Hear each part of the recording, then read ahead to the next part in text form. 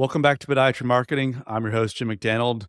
It's almost been an entire year of you guys listening to these podcasts, and I'm joined, as always, by my co-host, Tyson Franklin. Tyson, how are you doing today, my friend? Good morning, Jim. I'm great. I can't believe, hasn't the year gone fast? I know it's December, and I'm trying to figure out where the year went, to be honest. Yeah, I think it's one of those things because of post-COVID and people being able to get out and travel a little bit more. I think it's just become a really, really busy year. And so the year's just moved along really, really fast. So yeah, I love this time of the year though. For you, because we're complete different climates too. For me, nice and sunny, it's warm, people go to the beaches and swimming, and you would be covered in snow. Snowmen, ice skating, occasional some skiing. So yeah, definitely different parts of the world, but at the same time, similar thoughts and a similar mind when it comes to marketing podiatry practice. So what are we going to jump into today, by the way? What's the topic of the day? Today's topic is identify your team's superpowers. And what I mean by that is you'll probably find like every team member has superpowers, and you need to actually make them part of your marketing strategy. And the reason why I think this is really important is if you've ever watched a superhero show, which I'm sure you have. Who's your favorite superhero, by the way, before I get onto this point? I'd probably go Batman. Oh, yeah, I can see that. Yeah, you've got that Batman voice. Mine's Captain America. He's my favorite superhero. He's sitting around up here on my desk somewhere. And so when you think of most superheroes, and that's a good contrast actually, is superheroes who have their powers hidden are usually frustrated. So you think of most of the superheroes who have to keep their identity hidden and can't just burst out with their powers whenever they feel like it, are normally very, very frustrated because something will be happening and they're sitting there going, gosh, I just want to rip my gear off and dive over there and do something. But all of a sudden, everyone will find out it's me and they get really frustrated. The superheroes who don't hide their superpowers are usually much happier, such as Captain America. Everyone knew who Captain America was. He was not a hidden superhero. He was out there for everybody to see, and he was actually a very happy superhero. So I think that applies, which is really good. I'm glad you picked one who was definitely hidden, like Batman. My God, hasn't he become grumpy over the years? Yeah, there's something about Bruce Wayne who's kind of obviously he has all these toys, he's rich, but he's probably the most disgruntled of all the superheroes, I would say. So it's funny we have kind of the opposite taste in superheroes. Yeah, so I like the happy ones. But so if you think of superheroes, the ones that are hidden, frustrated, the ones that are actually out there that everybody knows who they are not frustrated. And I think every team member has some form of superpower. And if they keep that hidden and don't get the chance to actually share that in your business, they can get very, very frustrated. And you might find that might be why they leave. Yeah, I mean that's a great point. How would you go about looking for those kind of hidden superpowers? What are some of the ways that you, when you were previously, owning your own practice, what would you do to unearth those those different superpowers on your staff? Well, the interesting part, sometimes you can sit back. So there's two parts to it. One is the whole marketing side of your business that they might be good at blog writing or video editing. And you can actually ask them these questions. Do you like to write? So if I worked for somebody, wouldn't matter what the job had been, even when I was a kid at school, I loved writing. I loved writing crazy stories. So if somebody had come at me, no matter what job, and said, "Hey, Tyson, do you like to write?" I would have said, "Yes, I do." So that is one of my superpowers. I don't get tired when I write. I can write about any topic at any time with little or no information. Just make it up. And video editing. I love video editing. I didn't realize how much fun it is. I love audio editing. Yeah, it's of course because we do the podcast. But I think if you ask your staff, have they got a skill in social media? Are they good at graphic design? So, well, we had one of the girls that worked with me, Sam. She was right into what are they called? Like making cards, like gift cards and things like that. So we used that skill. She used to create these Christmas bauble things for us that we would put on our Christmas tree. She would make up cards that we would hand out to professional referrers, and she loved doing it. And that her superpower of being able to do that was an asset to our clinic. I mean, that's hugely important. I think you said like kind of tapping into those different strengths and experiences that people have that are already on your staff can be huge. I know that whenever I'm talking with a clinic about marketing, or trying to kind of get buy-in into the marketing plan of the folks, one of the most important people to me is that front desk person, because there's Yeah. such a touch point for that clinic. When the patient enters the clinic, that's kind of the first voice they hear, or the first greeting they have. But also at the end of the clinic visit, they can be a huge important as far as helping gather some feedback and things. So having, the right people in the right roles along with certain skills can be hugely important, I think. Yeah, because you've got all those like the behind the scenes skills, like the blog writing, video editing, audio, doing graphic, posting your social media. But it is that person who's at your front counter who greets the patients coming in. That is all part of your marketing. It's all part of the systems of your clinic. Sometimes I've seen clinics where I think they have the wrong person at the front and the wrong person at the back. The person at the back who is really big smile on the face and groomed well are the people that should be at the front. And the grouchy person who may be very efficient with the crunching numbers, hide them out the back because they're the ones that actually scare your patients. No, for sure. That's a great point. So being quite social, I think, is a superpower that people don't realize. But I've got a list of other things that may or may not relate to marketing. Well, actually, to go back to the marketing side of things, that question they asked me, how do you find out about this, is ask your staff, what do you like doing in your spare time? And sometimes that will give you a hint of what skills they'll have. So Sam that I was talking about was creative doing these cards. She also used to have these like adult coloring in books, not nude pictures or nothing like that, Jim. Get that out of your head. Tell by that look on your face. But they're like adult coloring in books. I didn't know they existed. But they had these special pens and they would color them in really fine detail until at the end it was this beautiful picture. That was what she did in her spare time. So obviously there was a big signal there that she loves that whole creative side of things. So I really tapped into that. I think one other aspect of that that's really important too is, like you said, it's kind of what skills or what interests do they have, and then what are the ways that you can nurture them as the clinic owner, right? They don't necessarily have to be like a social media master or a video editing master, but if you can kind of help nurture them along the course, whether it's an online course that you can kind of reimburse for them, or find some ways to kind of grow into these roles. I think that's where a real opportunity is, because I see a lot of clinics that have, like you talked about, staff that kind of knows how to do certain things or thinks it's interesting, but when you kind of give them a bridge to expand their knowledge and expand their ability to help your practice, I think that's one area that the people that own clinics can really, really skill up on their staff to really kind of helpfully take their practice to the next level. Is just kind of improving the skills and knowledge of their staff. Yeah, I remember walking into someone's clinic once. It was a friend of mine. We're in there talking away, and he had these two staff members there. And he said, "Oh, yeah, this is Mary." And Mary's about 21. She's our social media person. I said, "Oh, okay, hey, Mary, how you doing?" We're talking away. And this is Barbara. Yeah, Barbara's 45 and does all this other stuff. So as I'm talking to Mary, we were talking about social media. She goes, "Oh, God, I can't stand social media."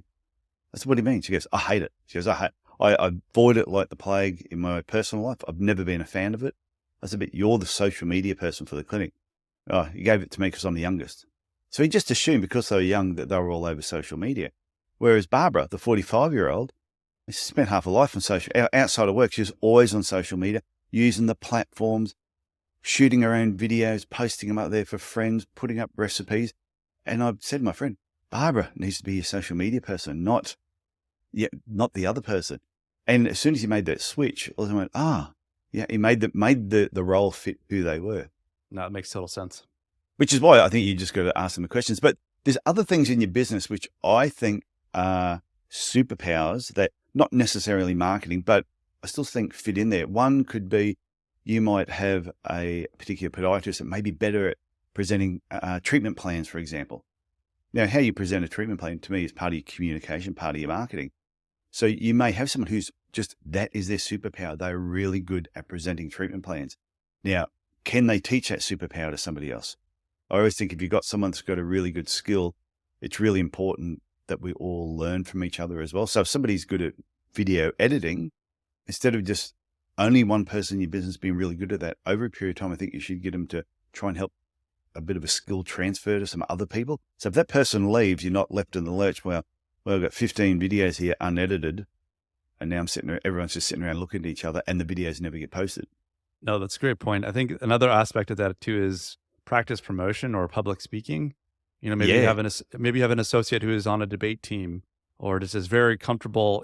Maybe had a couple broadcasting classes in university, and they feel very comfortable in front of the camera. They communicate well, and they can get on radio or TV, or then right in those maybe those places where you want to get more patients from, and present different topics.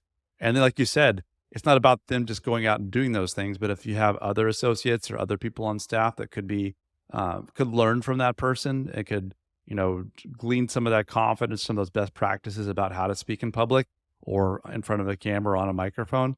I think those are things that you said, just like this kind of cross-functional, like kind of clinic learning can be a huge aspect of things. So you don't be left in the lurch if that person decides to open up a practice across the state, or they end up leaving your practice. So, Yeah, I definitely think the public speaking is huge, because you could have 4 podiatrists working for you. If you said to them, who here likes public speaking?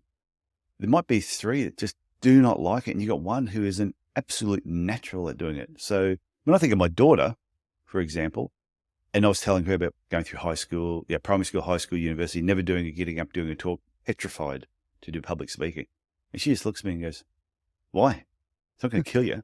Just get up there and say what you got to say and then sit back down. How hard is it?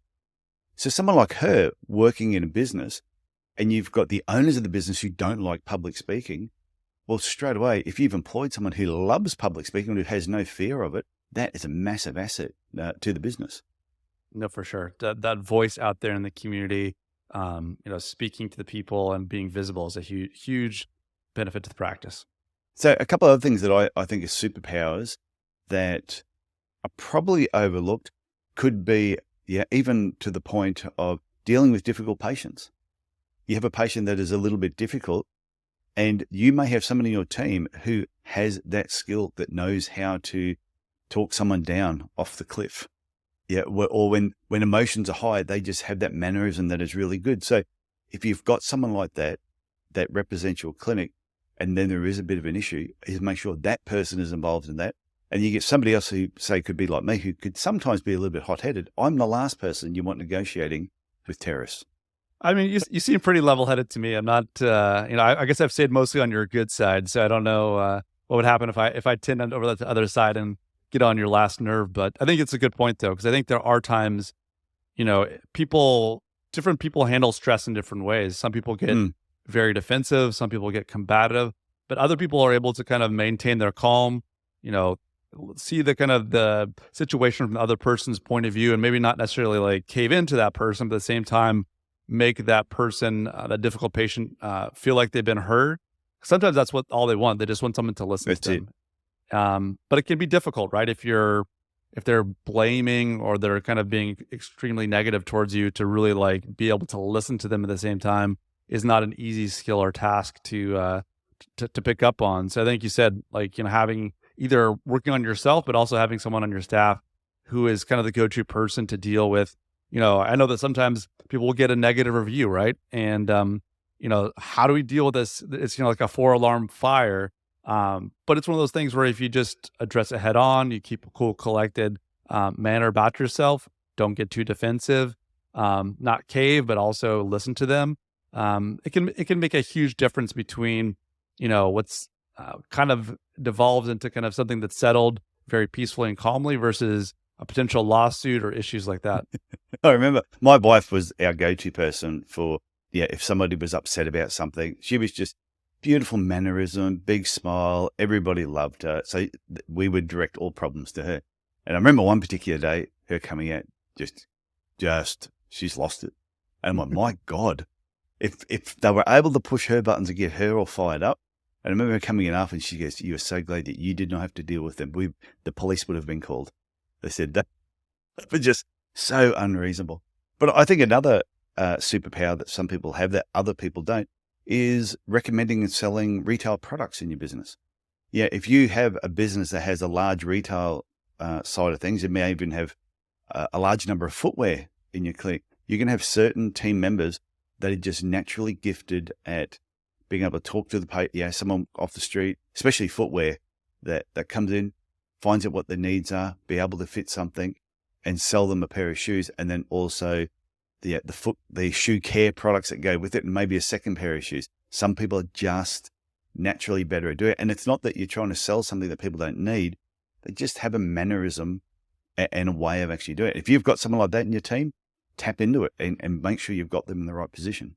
Yeah, it's sometimes just a matter of getting repetitions in, having a little bit of some guidance or some feedback from someone who's good at it. But I think, like you said, it's these people kind of connect the dots, right? Like I remember when I worked in a running shoe store, for example, like you'd look at someone's shoes, wondering how much they're training, and if it made sense for them to get an orthotic, or they were concerned about how much their feet sweat, some products to help them, listening to them during that whole sales cycle or during the whole appointment can really help lead you down the path as far as what they need or what might be right for them, whether that's, some type of insole or an additional pair of shoes.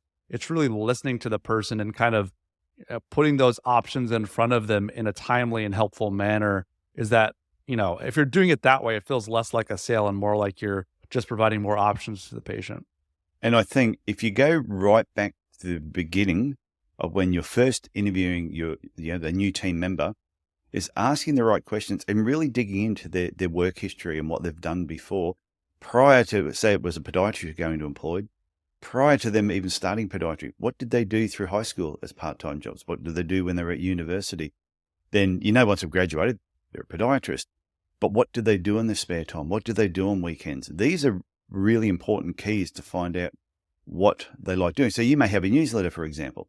Your newsletter comes out on a monthly basis, and we've spoken about that before. But you have a podiatrist who has a special interest in smoking meat. You have them do an article on once a month about smoking meat. You're going to have a certain amount of patients that are going to go, wow, that was really, really interesting.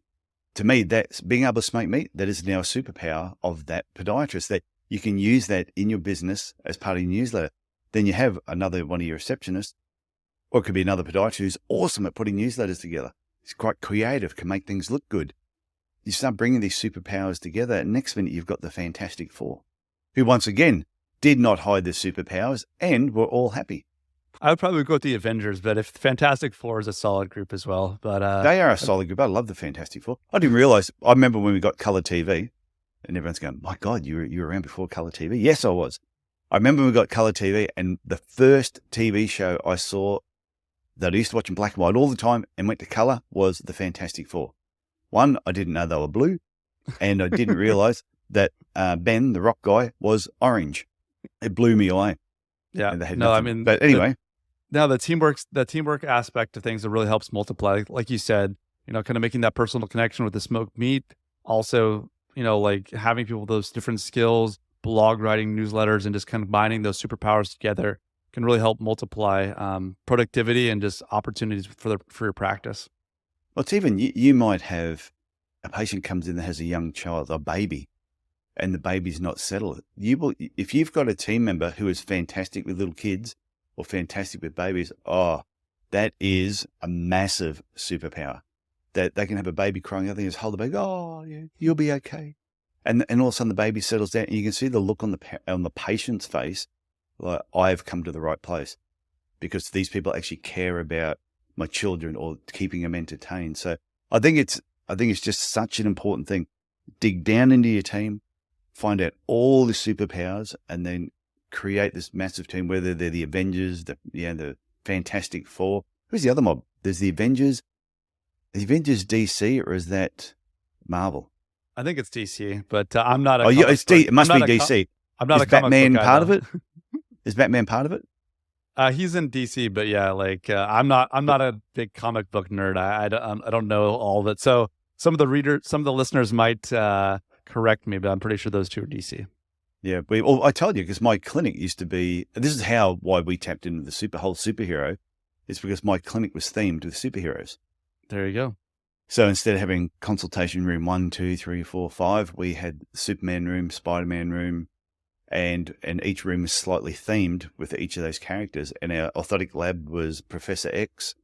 The bathroom door, the toilet door, had Thor's hammer on there, the god of thunder, because we thought that was appropriate. Our staff room was the Batcave. It makes sense now that Hemsworth is Thor. Hemsworth is Australian, right? So he is.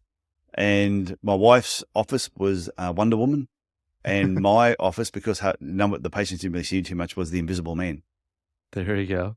So it was great because you would have people coming in. And because of that, and that was how we tapped into because I love superheroes, I thought I'm going to theme the clinic superheroes.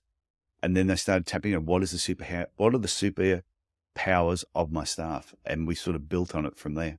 I think one aspect, yeah, no, it makes sense. I think one aspect that we talked about a little bit earlier, but I think it is a huge potential for growth within a practice, right? So let's say you're developing somebody, some of these skills, you're helping them upskill, but also this could be something that, maybe you've had an outside marketing agency or you followed a marketing plan from someone else, but over the course of 5-10 years, if you upskill one of your staff to have all of the skills you need to kind of have an in-house marketing person, maybe they started off as half-time clinical assistant, half-time marketing. There's a lot of different ways to grow your practice and really invest in these individuals in your practice. I think that's something that, you can just give them some coursework or some online courses. But, if someone really has the strong will and determination to become that marketing coordinator in your practice, or like you said, like a customer service representative, where they're going out, maybe even talking to different clinics or different groups on behalf of your clinic, these are things that can be built up over time as you invest in these people. And they can pay dividends, I think. Yeah, well, that's what we had. We had the community and patient relations manager, which is what we called them. That was their title. And they were pretty much our marketing assistant. They sort of did a lot of, because I loved the marketing, they were sort of my assistant. And we had them dropping off, hand delivering reports. And Sam, who I mentioned earlier on, was our patient and community relations manager. She started as a receptionist and then moved away through from that. And then once I identified what her skills were, and she was so good with people, that I realized she would be perfect for this role. So we created this role and it just grew and built from there, and totally changed your clinic once you have somebody who is filling that position. You get so much more done. No, that's a great example. I think that's a huge opportunity that it takes time to develop. It takes patience, but I think that can pay off big time for people that are willing to kind of develop those folks. So I think we have covered this topic. So what everybody needs to do is sit down, look at your team, have a meeting with them and ask them as a group, what are your superpowers? And everybody has a superpower.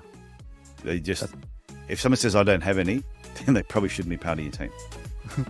I think that's great advice. I mean, I think one superpower that all of our listeners can do, if they've been enjoying the podcast, we would love an iTunes rating or review. It would mean a lot to Tyson and me. It's not invisibility or the ability to fly or shoot lasers out of your eyes, but a nice star rating or a written review on iTunes would be much appreciated by Tyson and myself. Yeah, and it'd be a great Christmas gift for us. So if you're thinking about, wow, I've been listening to Jim and Tyson all year and I would love to give them something for Christmas, and you don't have our address, all you need to do is go to iTunes, give us a rating and review, and that'll put a huge smile on our face. That sounds great, Tyson. Okay, good talking to you, Jim, and I look forward to talking to you next week as we get closer to Christmas. Sounds great, Tyson. Bye now. Okay, bye.